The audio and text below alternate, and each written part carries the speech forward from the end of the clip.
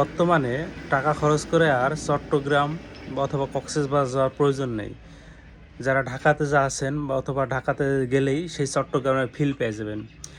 এর প্রধান কারণ হতেছে আমাদের দেশের বর্জ্য ব্যবস্থাপনা সুষ্ঠু বন্টন এবং কোনো নিয়ম নীতি না থাকার কারণে। আমাদের দেশে যত্রতত্র ময়লা ফেলার কারণে এই অবস্থা। এই ঢাকার আজকে এই মহাসমুদ্র হওয়ার কারণ হইতেছে সেখানে ময়লা আবর্জনা ফেলে পানি আপনার নিষ্কাশন ব্যবস্থা বন্ধ করে দেওয়া, ড্রেনেজ ব্যবস্থা বন্ধ করে দেওয়া এর প্রধান ও মূল কারণ। তো বেশি করে ময়লা ফেলেন আর বর্ষাকালে সুইমিং পুলে সাঁতার কাটেন। কক্সবাজারেও যাওয়া লাগতেছে না, কক্সবাজারের ফিল তো ঢাকাতে বসে পাইতেছেন। ঢাকাতে প্রায় 2.5 কোটি মানুষের বসবাস। সেখানে যদি আমি 5 লক্ষও পরিচ্ছন্নতা কর্মীর কথা বলি, সেটাও অপ্রতুল, খুবই কম তুলনায়।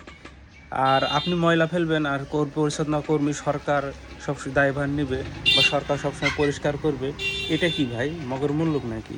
হ্যাঁ, বিদেশের রাস্তাঘাট দেখে তো খুব মনে করেন যে আমার দেশ কেন হয় না, সরকার উন্নয়ন করে না, এই করে না, সেই করে না, বাল করে না, সাল করে না।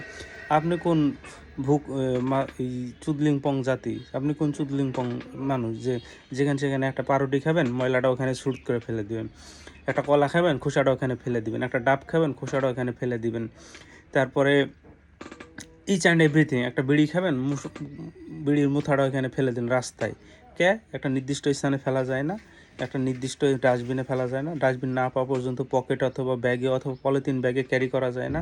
পলিথিনের দোষ দেন আপনারা। এই পলিথিন তো বিশ্বের সব দেশে আছে, কোন দেশে পলিথিনের ব্যবহার নাই? হ্যাঁ, এমন একটা দেশ বলেন যে দেশে পলিথিনের ব্যবহার নয়। পলিথিন সব দেশে ব্যবহার আছে, কিন্তু ওরা আমাদের মতো এত চুদলিংপং জাতি না যেখানে সেখানে ময়লা ফেলবে, ঠিক আছে? ওরা নির্দিষ্ট স্থানে ফেলে। আর এই কালচারটা অবশ্য তারা এই বড় হয়ে শিখে না, সেই কালচারটা ওদের এই বাচ্চাকাল থেকেই শেখানো হয়। তো বাচ্চাকাল থেকেই শিখান, দেশকে পরিচালনা করেন, বাচ্চাকাল থেকে আপনারা হচ্ছে ময়লা আবর্জনা কীভাবে নির্দিষ্ট স্থানে ফেলা লাগে সেটা শিখান। বিভিন্ন দেশে ঘুরেন, দেখেন তারা কীভাবে কালচার শিখায় ছেলে মেয়েদেরকে, ছোটো থেকে কীভাবে কালচার শিখায়। এই কালচারটা একদিনে পরিবর্তন হবে না, এই কালচারটা আমাদের একদিনে আসেনি যে যেখানে সেখানে ময়লা ফেলার বিষয়টা, ঠিক আছে? তো আপনারা যারা ভিডিওটা দেখছেন অবশ্যই তারা বেশি বেশি ময়লা ফেলবেন। আর হইতেছে ঢাকাকে সুইমিং পুল বানিয়ে দিবেন, সুইমিং পুল অথবা কক্সবাজার ঢাকাকেই বানিয়ে দিবেন, যেন ঢাকা থেকে টাকা খরচ করে কক্সবাজার ফিল নিতে না যাওয়া লাগে, ঠিক আছে? তো আজ এই পর্যন্তই।